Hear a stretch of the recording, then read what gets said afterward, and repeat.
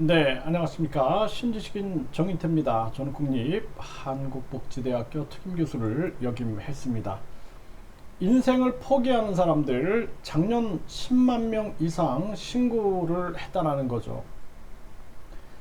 자살 신고가 10만 명 이상이었다. 그리고 57%, 5년 전과 비교했을 때 57%가 급증했다라는 것입니다. 그래서 이런 상황이 사실상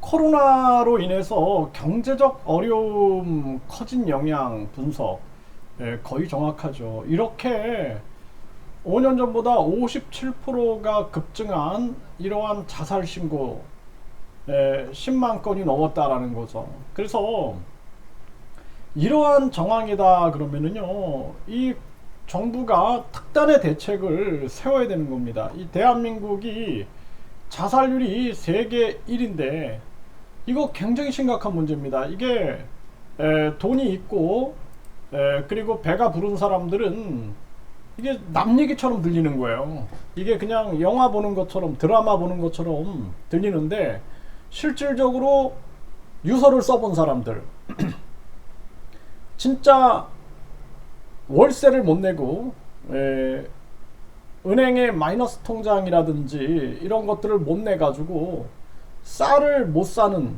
그러한 지경까지 가본 사람들, 이런 사람들은 이거 가슴이 쓰릴 겁니다. 아주. 그래서 우리나라 정치인들이 서민들의 고통을 모른 채 1억 5,400만 원이라는 연봉을 받고, 그리고 3억 원이라는 후원금, 선거가 없을 때는 뭐 한 1억 5천, 1억 4천, 1억 3천의 후원금, 이런 엄청난 돈을 받고 있으면서 전혀 못 느끼는 거예요. 서민들의 고통을 느끼지 못하는 겁니다. 왜 죽었지? 응? 뭐 왜? 왜 세모녀가 왜 자살했지? 전혀 못 느끼는 거예요. 그러니까 국회의원이 수해 현장에 가가지고 솔직히 비 왔으면 좋겠다, 사진 잘 나오게, 그런 얘기를 그냥 동료 국회의원들 속에서 자유롭게 얘기를 하는 겁니다.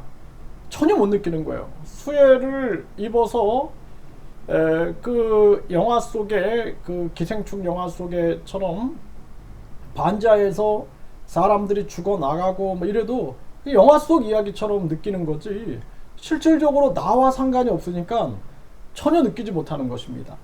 그래서 저는 돈 없고 힘없는 서민들이 반드시 인터넷에서 뭉쳐야 된다라는 거예요. 인터넷에서 뭉쳐서, 요즘에는 선거를 그래도 국민들이 한 표씩 실행을 할 수 있지 않습니까? 절대로 우리가 여야를 찍어서는 안 된다. 여야가 그동안 해왔던 걸 보십시오. 여야가 결국에는 우리가 촛불 집회를 통해서 문재인이나 민주당이 정권을 잡으면은 세상이 바뀔 거라고 사람들이 많이들 얘기를 했어요. 하지만 국민들은 절망했고 바로 국힘당 윤석열 정부를 선택을 했습니다. 그런데 어떻습니까? 지금 또다시 지지율은 바닥을 치고 많은 경제는 붕괴되고, 서민 가계부채가 거의 지금 2천조에 돌파하는,데 돈 있는 자들은 이자 잔치하고 서민들은 바닥에서 자살을 할 수밖에 없는 정황으로 몰아가는 이러한 상황들이 발생되는 것입니다. 그래도 눈 하나 깜짝하지 않는 거죠. 이게 현실이다라는 거예요. 그래서 우리 국민들이 인터넷으로 똘똘 뭉쳐가지고 반드시 제3지대에서 국민들이 연합해서, 제3지대 국민연합이 일어나서 반드시 서민 경제를 살릴 수 있는 그러한 정치를 해야 한다. 저는 그렇게 생각을 합니다.